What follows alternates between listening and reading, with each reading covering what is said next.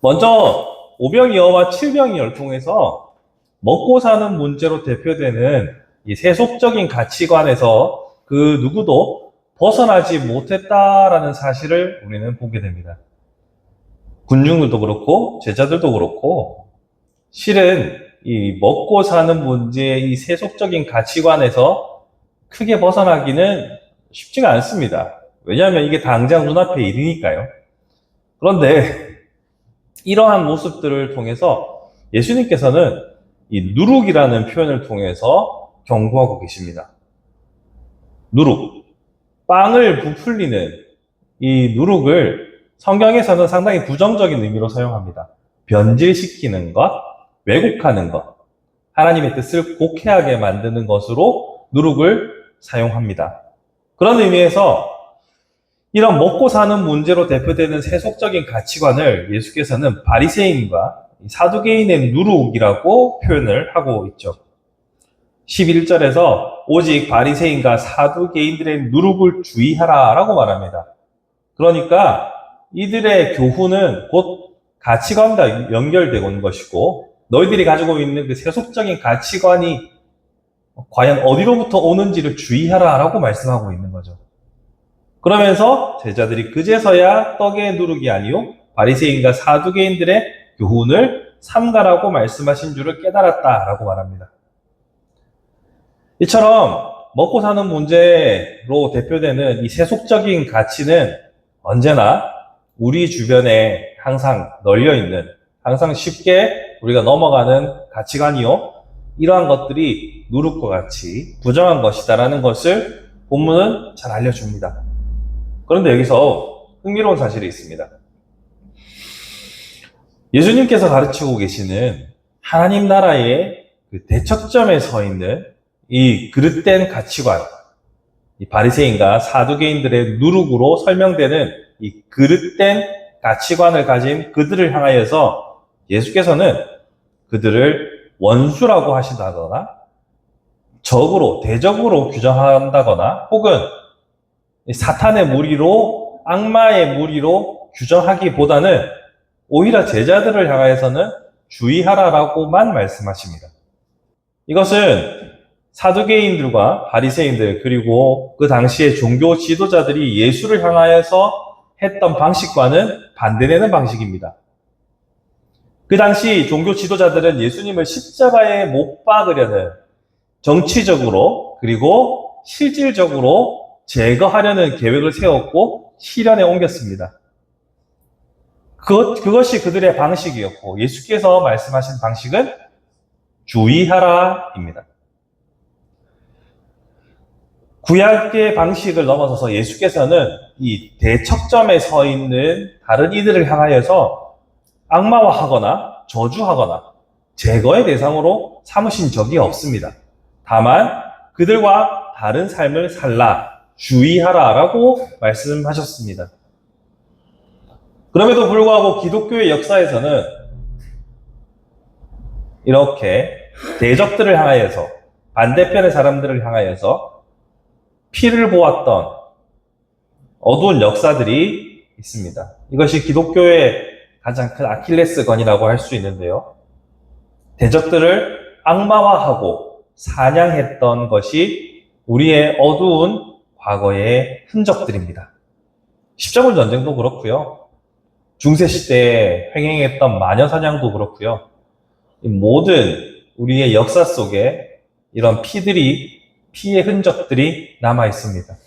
그렇게 되는 것은 쉽사리 타자를 악마화하고 그들을 제거해야 될 대상으로 여기고 저주해왔던 우리가 가지고 있는 이 두려움 때문이었을 겁니다. 그런데 오늘날 우리의 모습 속에서 다시 한번 이러한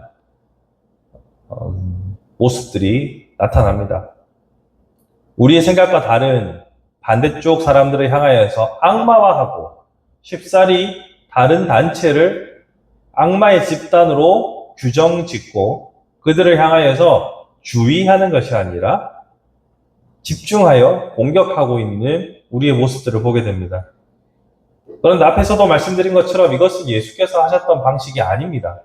성경이 우리에게 말하는 방식이 아닙니다. 로마 시대에도 그리고 핍박받던 어떤 시대에도 그들을 향하여서 악마화하는 규정을 본 적이 없습니다.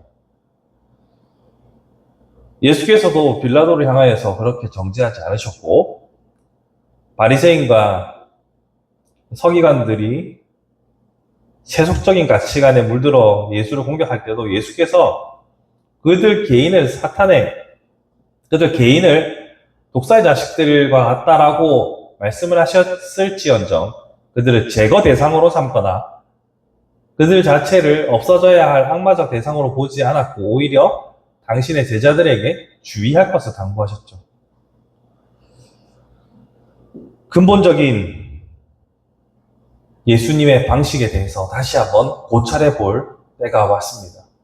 오늘날 곳곳에서 일어나고 있는 여러 가지 우리의 양태들을 살펴보면, 우리의 모습들을 살펴보면 지나치게 상대를 악마화하고 저주하고 그의 생명을 앗아가는 데까지도 주저함이 없는 모습들을 보게 됩니다. 우리는 생각해 봐야 합니다. 과연 이것이 예수께서 우리에게 가르쳐 주신 방식인지, 아니면 우리가 내면에서 누군가를 악마화하고 적대시해서 그것을 이용하고 있진 않는지 생각해 봐야 합니다. 사실 이렇게 한 대상을 그리고 한 집단을 악마화하는 방식으로 많은 지도자들이 잘못된 통치를 해왔습니다. 왜냐하면 그러면 수월해요. 이의제의라고 적의 적은 내 동지가 되는 것이지 않습니까? 그러니 어떤 한 대상을 악마화하고 어떠한 대상을 공격 대상으로 삼으면 나머지 세력들은 결집이 됩니다.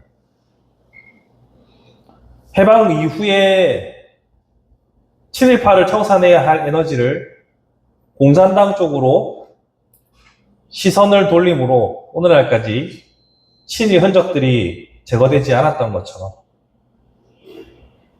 누군가를 적으로 상정하게 되면 나머지 세력들은 규합하여 안정을 이룰 수 있는 매우 손쉬운 방법을 교회도 세상도 많이 이용해 왔습니다. 하지만 그것은 많은 이들의 목숨을 앗아갔고 이것은 예수께서 가르치셨던 방식이 아니라는 것을 우리는 기억해야 합니다. 그러므로 우리는 누군가를 악마화하고 어떤 집단을 저주하고 제거해야 할 대상으로 삼는 우리 자신을 주의해야 합니다. 그렇다면 근본적으로 이렇게 어떤 대상을 악마화하고 무서워하고 두려워하고 대적하는 근본적인 이유를 우리는 한번 살펴봐야 합니다. 오늘 본문을 통해서 우리가 이해할 수 있는 것은 세속적인 가치, 즉 맨 처음 말했던 먹고 사는 문제에 사람들이 몰입했을 때, 누룩에 오염되었을 때 그 상태를 한번 생각해 봅시다. 세속적인 가치에 잠식되어 있다면 사람들은 하나님의 뜻과 진리와 정의가 첫 번째 목표가 아니라 자신의 먹고 사는 문제, 즉 이익과 손익 계산에 먼저 몰입하게 됩니다. 그런 상태에서 대적이 생기면 그것은 나의 손익에 크나큰 문제가 되는 걸림돌이 되죠. 현실의 손익에 눈이 멀면 심정적이고 실질적으로 살인자가 되어버립니다. 심정적 살인자라 하면 예수께서 누구든지 마음으로 미워하는 자는 이미 살인한 것과 같다고 하셨으니 심정적 살인자가 되는 것이요. 자신의 삶의 영역에 침해가 되는 자들을 제거하는 실질적인 살인자가 되기도 합니다. 그러니 현실의 손익에 눈이 멀면, 다른 말로 세속적인 가치관에 빠져들면, 다른 말로 바리새인과 사두개인의 누룩에 주의하지 않으면 우리는 심정적인 그리고 실질적인 살인자가 되어버리고 마는 것이죠. 그렇기 때문에 우리는 주의해야 합니다.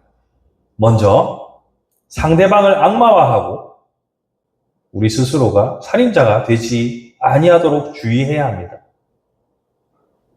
우리의 대적에 있다고, 우리의 대척점에 있다고 해서 그들을 악마화하고 죽여버리려고 하는 것이 아니라 그들 또한 내 사랑의 대상이라는 사실을 기억해야 합니다.